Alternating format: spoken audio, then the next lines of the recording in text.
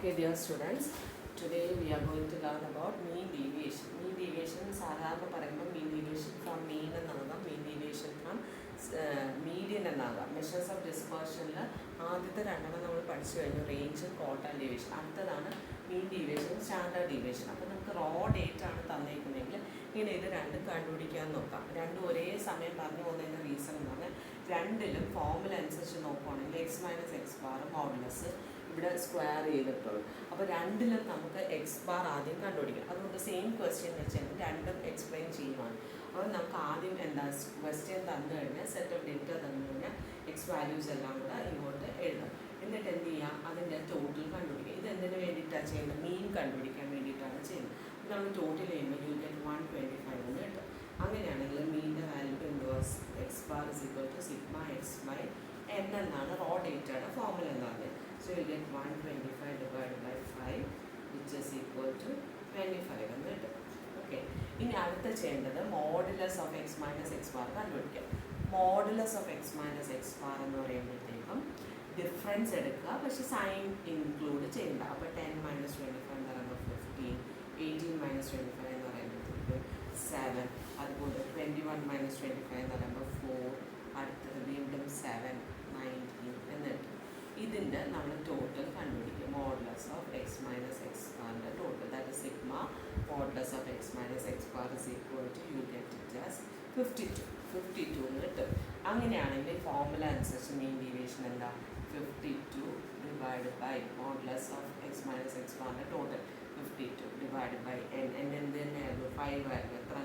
എത്ര data set of data തന്നിട്ടുണ്ടോ, 5 which will get as 10.4. അങ്ങനെയാണ് മീൻ ഡീവിയേഷൻ കണ്ടുപിടിക്കുന്നത്. ഓക്കെ, ഇത് ഫ്രം മീനാണ്. മീനാകുമ്പോൾ ആദ്യം മീൻ കണ്ടുപിടിച്ചു, എന്നിട്ട് ഡിഫറൻസ്. ഇനി അഥവാ ക്വസ്റ്റ്യൻ പരീക്ഷയ്ക്ക് മീൻ ഡീവിയേഷൻ പോലും ചോദിച്ചിട്ടില്ല ഇതുവരെ, പക്ഷെ അഥവാ മീൻ ഡീവിയേഷൻ ഫ്രം മീഡിയൻ എന്നാണ് ചോദിക്കുന്നതെങ്കിൽ ആദ്യം ഇതിൻ്റെ മീഡിയൻ കണ്ടുപിടിക്കുക, എന്നിട്ട് മീഡിയനിൽ നിന്ന് ഈ ഡിഫറൻസ് എടുത്ത് ഇതേപോലെ തന്നെ ചെയ്യണമെന്നുള്ളതേ ഉള്ളൂ. ഓക്കെ, ഇതുവരെ ചോദിക്കാത്തതുകൊണ്ട് നമ്മൾ അതിലോട്ട് പോകുന്നില്ല. നോർമലി മീൻ ഡീവിയേഷൻ എന്ന് പ്രത്യേകിച്ചൊന്നും പറഞ്ഞിട്ടില്ലെങ്കിൽ it implies mean deviation from mean എന്നുള്ളതാണ്.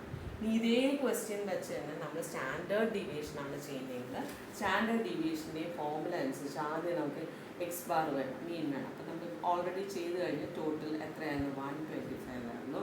അങ്ങനെയാണെങ്കിൽ മീനിൻ്റെ വാല്യൂ എത്രയാണ്, 125 ഡിവൈഡ് ബൈ 5. ഫോർമുല ഒന്നും ഞാൻ എഴുതിയില്ല, 25.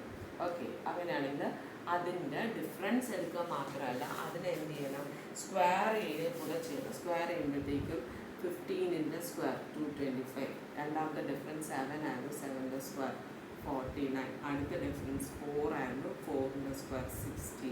Next difference 7, 49. അടുത്ത ഡിഫറൻസ് 19 ആയിരുന്നു, അതിൻ്റെ സ്ക്വയർ 361. ഇതിൻ്റെ ടോട്ടൽ കണ്ടുപിടിക്കുക. അതിൻ്റെ ടോട്ടൽ കണ്ടുപിടിക്കുമ്പോഴത്തേക്കും യു ഗെറ്റ് 700 എന്ന് കിട്ടും. അങ്ങനെയാണെങ്കിൽ നമുക്ക് സ്റ്റാൻഡേർഡ് ഡീവിയേഷൻ കണ്ടുപിടിക്കാനുള്ള ഫോർമുല എന്താ, square root of sigma x minus x bar whole square divide by n എന്നാണ്. So which is equal to square root of 700 divided by എത്രയാണ്, 5 ആണ്. Okay, which is equal to square root of എന്താ 5 1s 5 4s 140. Square root of 140 എന്നാണ് കിട്ടുന്നത്. പരീക്ഷയ്ക്ക് നിങ്ങൾക്ക് square root കണ്ടുപിടിക്കാൻ അറിയത്തില്ലെങ്കിൽ ഇങ്ങനെ തന്നെ ഇടുക. ഇതിനെ കുറച്ചുകൂടെ സിംപ്ലിഫൈ ചെയ്ത് പറയുകയാണെങ്കിൽ നമ്മൾ ചെയ്യുമ്പോഴത്തേക്ക് കിട്ടുന്നതെന്ന് പറഞ്ഞാൽ 4 × 35 എന്ന് കിട്ടും. അപ്പോൾ 4ൻ്റെ റൂട്ട് 2 ആണ്, 2 റൂട്ട് 35 എന്ന് കിട്ടും. ഈ 35യുടെ റൂട്ട് കണ്ടുപിടിച്ച് മൾട്ടിപ്ലൈ ചെയ്താലും ഇപ്പോൾ 35യുടെ റൂട്ട് കണ്ടുപിടിക്കുന്നത് 2 × 5.91 എന്ന് കിട്ടും, 16 എന്ന് കിട്ടും, വിച്ച് ഇസ് 11.832. 150യുടെ സ്ക്വയർ റൂട്ട് ഡയറക്റ്റ്ലി കണ്ടുപിടിച്ചാലും 11.832 എന്നാണ് കിട്ടുന്നത്. തൽക്കാലം ഞാൻ സ്ക്വയർ റൂട്ട് കണ്ടുപിടിക്കുന്ന മെത്തേഡ് ഇവിടെ പറയുന്നില്ല. ക്ലാസ്സിൽ വരുമ്പോൾ നിങ്ങൾക്ക് അത് അറിയണമെന്നുണ്ടെങ്കിൽ പറഞ്ഞുതരാം.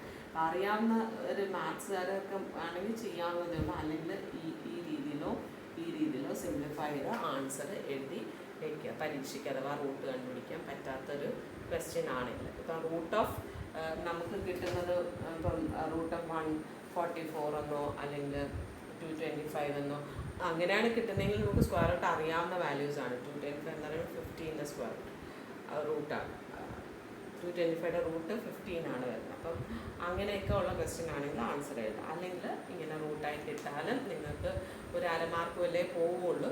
അപ്പം അതുകൊണ്ട് അത്രയും ചെയ്ത് നിർത്താവുന്നതേ ഉള്ളൂ. അപ്പോൾ ഇത്രയുമാണ് നമ്മൾ മീൻ ഡീവിയേഷനും സ്റ്റാൻഡേർഡ് ഡീവിയേഷനും റോ ഡേറ്റ തന്നാൽ ചെയ്യുന്ന മെത്തേഡ് എന്ന് പറഞ്ഞത്. അപ്പോൾ അടുത്ത വീഡിയോയിൽ നമുക്ക് ഇത് ഫ്രീക്വൻസി ഡിസ്ട്രിബ്യൂഷൻ ആണെങ്കിൽ എങ്ങനെയാണെന്ന് പഠിക്കാം.